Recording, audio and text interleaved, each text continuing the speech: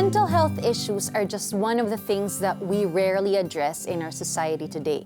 Madalas kapag napapabalitaan natin na may kaibigan tayo o kapamilya na dumadaan sa mga issues na to, hindi natin alam kung ano ang dapat ikilos. Ano nga ba ang dapat sa hindi pagdating sa pakikitungo sa kanila?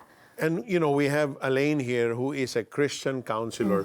Maybe even in the church, sa tingin mo, may spot mo na merong konting problema. Pero the family just, pretends that everything is It's okay. fine, yeah. So, meron bang ganung klase na ayaw talaga nila ipa-announce or they don't want people to know that one of their kids meron siyang mental disorder of some kind? Meron talaga. Kasi from the word itself na mental disorder, hindi siya magandang pag-usapan or ikinakahiya. There's stigma, especially sa mental health. How can one receive help Yeah. if they don't want to even step forward? Probably the best thing we could do is to make them feel na this is a safe space or there are people here that can listen to you. So paano? Kung sa church yan, siguro dapat yung pastor can start talk about it sa kanyang preaching. Correct, totoo. Sa Bible study, mapag-usapan siya kung member yung family na yon, at least one member na dito sa ating simbahan or sa ating community, we can talk about this. Yeah. Kasi hindi ko pa yung tanungin na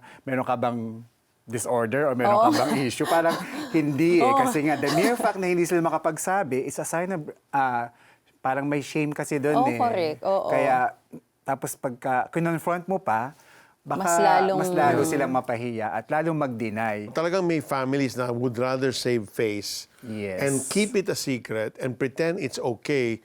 And hopefully, when the child grows beyond his or her teenage years, mag-i-improve naman siya, mag-a-adapt na, magiging okay na. Yes. Meron That's bang right. such a thing na pwede maging okay na? Hindi eh. Kasi hanggat hindi mo siya ina-address at yung ganong sinabi mong situation is a form of denial or covering up. Kasi maraming factors bakit dinideny o bakit kino-cover up. Una, yung image ng family ayaw masira.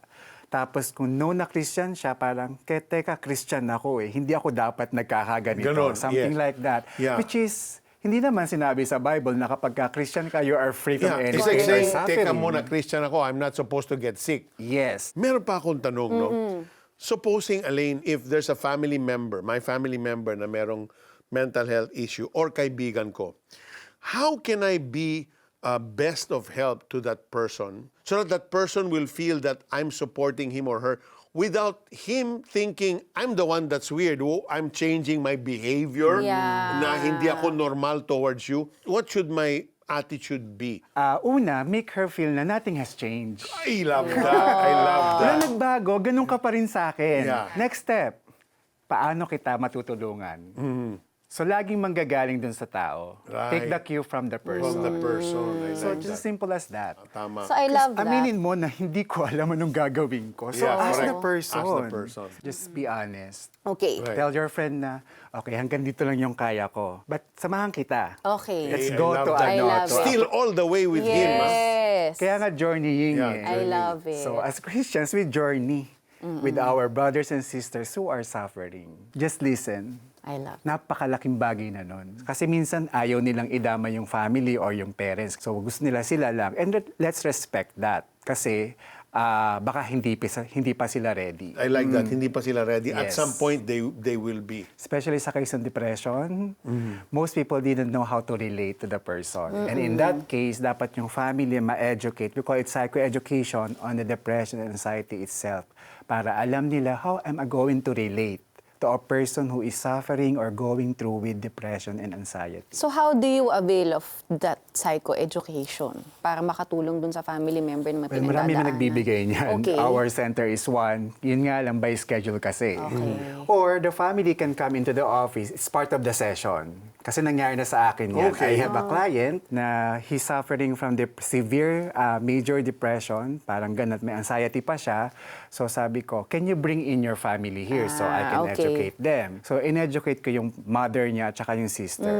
So pagbalik niya the following week, nag-improve Oh, yung that's relationship at good. interaction sa bahay. Kasi natuto sila, oo nga, ganun pala dapat when you deal with someone suffering from this particular issue. Ang question ko, Alain, no? So okay, when the depression now hits a part where they want to take their own life, what do I look for? Ano yung symptoms na baka Gawin niya to. gawin niya to or i-take niya yung sarili niyang buhay? Well, siguro tignan natin kung gaano niya kadalas i-isolate yung sarili. People suffering from this issue, they love to isolate themselves. Tapos kapag medyo okay, you talk to the person. Pagka ganyan yung issue, kailangan lang minsan ng tao ng kausap. Somebody who will listen. In fact, wala kang dapat gawin.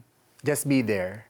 And the person would appreciate. Yeah. So mababawasan yung tendency na mag-suicide or to take their own life. Paano kung ikaw yung may suicidal tendencies? Iba-iba nagsi-self-harm. How do you manage address? that? How do you Okay. address? Yung sa self-harm kasi, pagka nakaka-experience yung tao ng self-harm na, or tendency na sugatan or saktan yung sarili, ang psychology behind that is yung pains na naramdaman sa loob, sobrang sakit. Hindi nila kinakaya. So para ma-feel nila yon, I handle clients then like that.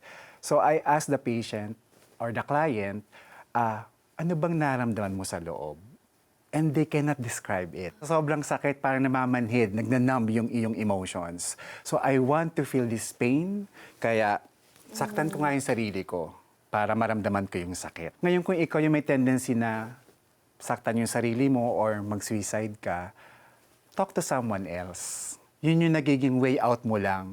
Parang that's the only way for me to end all of this. Yeah. Pero the truth is, hindi. Yeah. Anong nangyayari, you're taking the trust out from the Lord. Sa'yo mo dinalagay. Especially pag Christians, dapat wala tayong control. Let God control everything. Yes. So ito yung mga nitty-gritty ng journey through suffering with the Lord na hindi natin naiintindihan. How important is it to have faith in God, to have an anchor in Jesus? Yeah. You as a professional, and you have Yes. sat down in front of a lot of people na. Pagka nagbanggit siya ng Diyos, doon ko binibuild yung foundation. Okay. Whether self-professing Christian siya or hindi. Yeah. Basta bumagit ka ng Diyos, okay, let's build on that. Kasi nga, karamihan sa pumupunta sa client namin, ayaw na nila ng mga pure science. Gusto nila holistic. So they want something spiritual ba. And it's the best time for us as Christian counselors or psychotherapists to ilagay kung asan ba yung faith sa issue na ito. Oo nga. Pag nagbanggit siya ng God or praying, Yeah. okay, let's build on that. Medyo na nabubuhayan ako as a Yeah. therapist na, okay, sige, puntahan natin yan. You know, it is time that we build a better and safe community na hindi lang para sa atin, but also those who are going through things in life. And we hope that you learned a lot from today's webisode. Ikaw, if you were to do something to make this world a safer place for everyone, what would it be and why? Share with us through our comment section using the hashtag #BeyondSmallTalk. See you in our next webisode. I think mahirap din kasi being in a religious country nga, no, the assumption kasi with that is because there's God, there shouldn't be mental health challenges.